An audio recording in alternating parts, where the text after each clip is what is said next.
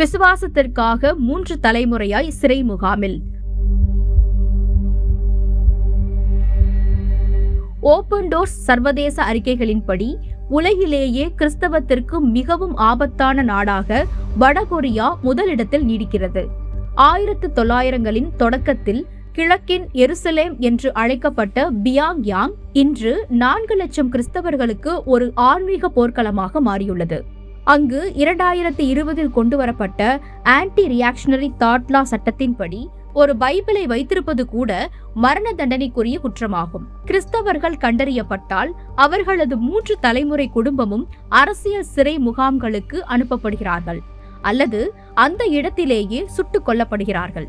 அங்கு ஞானஸ்தானத்திற்கோ ஆராதனையோ சாத்தியமில்லை.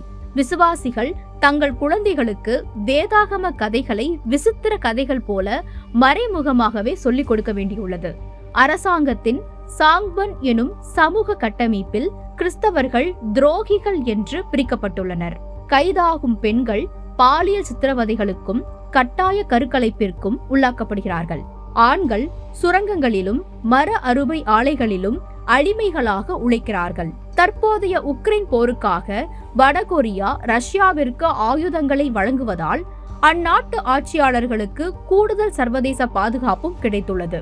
இந்த நரக வேதனையில் இருக்கும் சுமார் 70,000 கிறிஸ்தவர்களுக்காகவும் கடந்த 10 ஆண்டுகளுக்கும் மேலாக சிறைப்பட்டிருக்கும் 3 தென்கொரிய மிஷனரிகளின் விடுதலைக்காகவும் கண்ணீரோடு ஜெபங்கள் ஏறெடுக்கப்பட்டு வருகின்றன. இதன் ஒரு பகுதியாக தென்கொரியாவில் உள்ள 48 தேவாலயங்களும் கிறிஸ்தவ அமைப்புகளும் ஒன்றிணைந்து ஜூன் 5 முதல் 25 வரை 21 நாட்கள் சீரி பீஸ் பிரேயர் மீட்டிங் என்ற தொடர் ஜெப இயக்கத்தை நடத்தி வருகின்றனர்.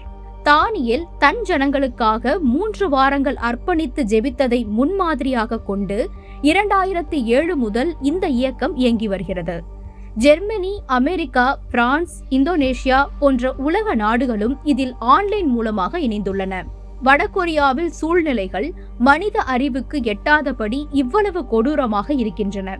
வேதத்தில் சங்கீதம் 102, 19, 20 கர்த்தர் கட்டுண்டவர்களின் பெருமூச்சை கேட்கவும் கொலைக்கு நியமிக்கப்பட்டவர்களை விடுதலையாக்கவும் தம்முடைய உயர்ந்த பரிசுத்த ஸ்தலத்திலிருந்து பார்த்து வானங்களிலிருந்து பூமியின் மேல் கண்ணோக்கமானார் என்ற வார்த்தையின் நம்பிக்கையோடு இரத்த சாட்சிகளாய் வாழும் நம் வடகொரிய விசுவாசிகளுக்காகவும் சிறைப்பட்டவர்களுக்காகவும் நாமும் ஒன்றிணைந்து ஜெபிப்போம். தேவன் புதிய வழிகளை திறப்பாராக. கர்த்தராகிய இயேசுவே, வடகொரியாவில் உம்மை பின்பற்றுவதால் படும் துயரங்களை நீர் அறிவீர். அவர்களின் சிறை இருப்புகளை உடைத்து புது வாழ்வையும் அசாத்திய தைரியத்தையும் தந்து தேசத்தை சீக்கிரமாய் விடுதலையாக்கும். ஆமீன். இந்த இருள் நிறைந்த உலகில் ஜெபம் ஒன்றே ரே ஆஃப் ஹோப் என்று நாங்கள் நம்புகிறோம். ஆமீன்.